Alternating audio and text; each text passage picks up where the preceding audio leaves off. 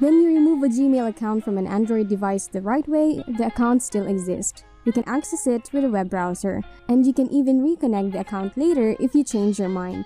Before we get into the video, please subscribe to our channel if you haven't already.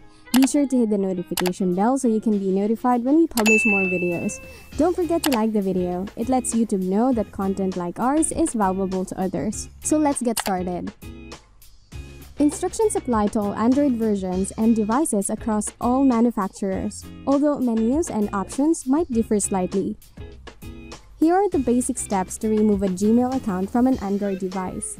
Open Settings, then Accounts.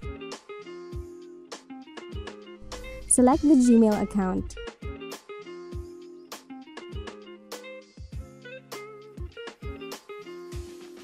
Tap the overflow menu icon, the three vertically stacked dots right here, to access the option to remove your account.